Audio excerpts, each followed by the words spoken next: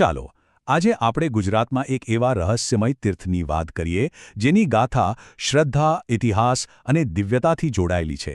આજે આપણે સોમનાથ પાસે આવેલા ચંદ્રભાગા શક્તિપીઠના રહસ્ય પરથી પડદો ઉઠાવવાના છીએ. જરા વિચારો તો, એક એવું શક્તિપીઠ જ્યાં શક્તિનો સાક્ષાત વાસ છે, પણ દેવીની કોઈ મૂર્તિ જ નથી. છે ને નવાઈની વાત? બસ આ એક જ સવાલ ચંદ્રભાગા શક્તિપીઠને બીજા બધા જ તીર્થસ્થાનોથી તદ્દન અલગ અને અનોખું બનાવે છે. અહીં શ્રદ્ધાને કોઈ સ્વરૂપની નહીં, પણ અનુભૂતિની જરૂર પડે છે. પણ આ સ્થાનની ખાસિયત માત્ર આટલી જ નથી હો. આ તો એ પવિત્ર ભૂમિ છે જ્યાં શૈવ, શાક્ત અને વૈષ્ણવ સનાતન ધર્મની આ ત્રણેય મહાન પરંપરાઓનો જાણે એક દિવ્ય સંગમ થાય છે. અહીં તમને શક્તિ, શિવ અને શ્રીકૃષ્ણ ત્રણેયની ઊર્જા એક સાથે અનુભવવા મળશે. તો ચાલો આપણે આપણી આ યાત્રા શરૂ કરીએ. સૌથી પહેલાં એ જાણીએ કે આ ગુપ્ત શક્તિપીઠ આખરે આવ્યું છે ક્યાં, કારણ કે તેનું સ્થાન જ એના મહત્વને અનેક ગણું વધારી દે છે.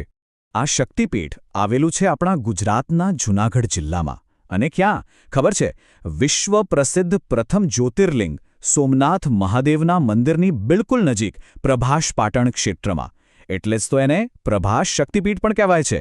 અને સૌથી મહત્વની વાત, એવી દ્રઢ માન્યતા છે કે જો કોઈ શ્રદ્ધાળુ સોમનાથના દર્શન તો કરે, પણ અહીં માથું ટેકવવાનું ચૂકી જાય તો એમની યાત્રા અધૂરી ગણાય છે. પણ આશ્ચર્યની વાત તો એ છે કે આટલું બધું મહત્વ હોવા છતાં મોટાભાગના યાત્રાળુઓ અને ત્યાંના કેટલાક સ્થાનિક ગાઈડ્સને પણ આ જગ્યા વિશે ખાસ ખબર નથી હોતી. એટલે આ શક્તિપીઠને શોધવું એ જાણે કે એક અંગત આધ્યાત્મિક ખોજ બની જાય છે. ચાલો હવે આપણે એ કથાઓના દરિયામાં ડૂબકી મારીએ જે આ ભૂમિને આટલી બધી પવિત્ર બનાવે છે. આ ત્રણ દિવ્ય કથાઓ જ આ સ્થાનના આધ્યાત્મિક મહત્વનો મૂળભૂત પાયો છે. જુઓ, દરેક શક્તિપીઠના મૂળમાં માતા સતીના આત્મવિલોપનની ગાથા તો છે જ. પોતાના પિતા દક્ષ દ્વારા પતિ શિવનું અપમાન સહન ન થતાં માતા સતીએ યજ્ઞકુંડમાં જ દેહત્યાગ કરી દીધો. એ પછી વિયોગમાં ક્રોધિત શિવજી સતીના નિષ્પ્રાણ દેહને લઈને તાંડવ કરવા લાગ્યા. ત્યારે સૃષ્ટિને બચાવવા માટે ભગવાન વિષ્ણુએ પોતાના સુદર્શન ચક્રથી માતાના દેહના 51 ટુકડા કર્યા.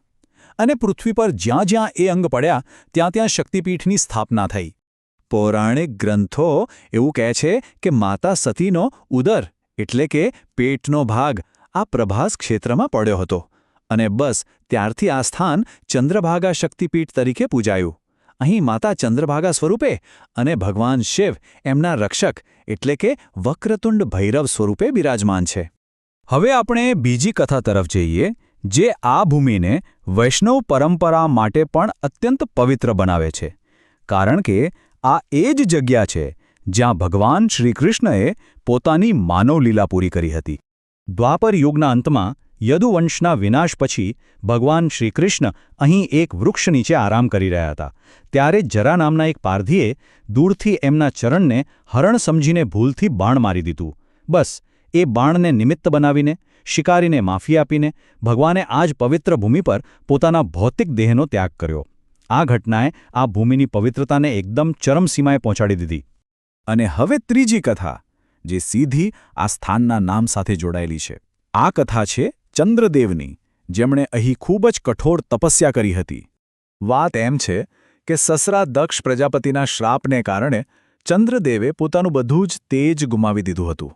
પોતાની પ્રભા એટલે કે તેજ પાછું મેળવવા માટે તેમણે આ જ પ્રભાસ ક્ષેત્રમાં શિવશક્તિની ઘોર તપસ્યા કરી. શિવશક્તિ એમના પર પ્રસન્ન થયા અને એમને શ્રાપમાંથી મુક્ત કરીને એમનું તેજ પાછું આપ્યું. એટલે પણ આ સ્થાન ચંદ્રભાગા તરીકે પ્રસિદ્ધ થયું. તો આટલી બધી દિવ્ય કથાઓ જાણ્યા પછી ચાલો હવે આ શક્તિપીઠના સૌથી રહસ્યમય પાસા પર પાછા ફરીએ, એનું ભૌતિક સ્વરૂપ. તો સવાલ એ છે કે આ તીર્થસ્થાન આખરે દેખાય છે કેવું? અને અહીં જ આવનારને સૌથી મોટું આશ્ચર્ય થાય છે. આટલા પવિત્ર શક્તિપીઠ પર કોઈ ભવ્ય શિખરવાળું મંદિર જોવા જ નથી મળતું. કદાચ એવું બને કે સમયની સાથે મૂળ મંદિર લુપ્ત થઈ ગયું હોય. તો પછી માતાની પૂજા થાય છે ક્યાં? આ સવાલનો જવાબ બહુ ઊંડો અને સુંદર છે. અહીંનું સાચું મંદિર કોઈ ઇમારત નથી, પણ નદીઓનો જે પવિત્ર સંગમ છે ને, એ જ માતાનું જીવંત સ્વરૂપ અને ગર્ભગૃહ છે. અહીં તો પ્રકૃતિ પોતે જ દેવી છે. આ પવિત્ર સ્થાન પર 3 નદીઓનો ત્રિવેણી સંગમ થાય છે. કપિલા, હિરણ્યા અને ગુપ્તવાહિની સરસ્વતી. શ્રદ્ધાળુઓ એવું માને છે કે આ સંગમમાં એક ડૂબકી લગાવવાથી ફક્ત આ જન્મના જ નહીં પણ જન્મોજન્મના પાપોમાંથી પણ મુક્તિ મળી જાય છે. જ્યારે દેવીનું કોઈ ભૌતિક સ્વરૂપ આપણી સામે જ ન હોય ત્યારે ભક્તિ કઈ રીતે વ્યક્ત થાય?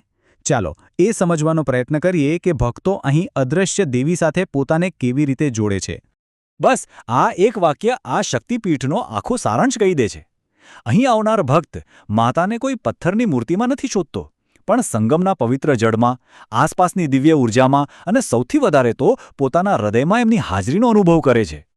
આ તફાવત સમજવો બહુ જરૂરી છે.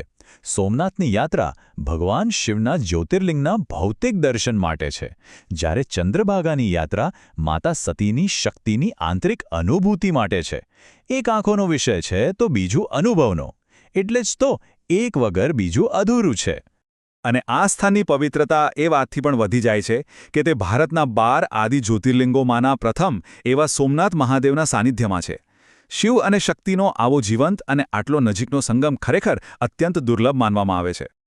તો ચાલો આપણે અત્યાર સુધી જે પણ જાણ્યું એના સારને ફરી એકવાર યાદ કરી લઈએ અને આ અનોખી યાત્રાનું સાચું મહત્વ સમજીએ. તો ચંદ્રભાગા શક્તિપીઠ એટલે શું? એ છે 3 મહાન પરંપરાઓનો સંગમ. એ છે મૂર્તિ વગરની પૂજાનું કેન્દ્ર, જ્યાં અનુભૂતિ જ સર્વસ્વ છે. એનું સાચું ગર્ભગૃહ કોઈ ઇમારત નહીં પણ પવિત્ર ત્રિવેણી સંગમ છે. તે સોમનાથ યાત્રાનો એક એવો હિસ્સો છે જેના વગર યાત્રા અધૂરી છે. અને સૌથી ઉપર એ એક એવું ગુપ્ત તીર્થ છે જેને શ્રદ્ધાથી શોધવાની જરૂર પડે છે. જો કોઈ આ દિવ્ય સ્થાનનો અનુભવ કરવા માંગતું હોય તો તે સોમનાથ ટ્રસ્ટ દ્વારા બનાવાયેલા શ્રીરામ મંદિરની બરાબર પાછળ હરિહર વનની નજીક આવેલું છે. રામ મંદિરના મુખ્ય દરવાજાની ડાબી બાજુથી ત્યાં જવાનો રસ્તો સહેલાઈથી મળી જાય છે. અને અંતે આ આખી વાત આપણને એક બહુ જ ઊંડા સવાલ પાસે લાવીને ઊભા રાખી દે છે. ચંદ્રભાગા શક્તિપીઠ આપણને એ વિચારવા મજબૂર કરે છે કે શું સાચી અતૂટ શ્રદ્ધાને ખરેખર કોઈ મૂર્તિ, કોઈ સ્વરૂપ કે કોઈ ભવ્ય મંદિરની જરૂર હોય છે ખરી?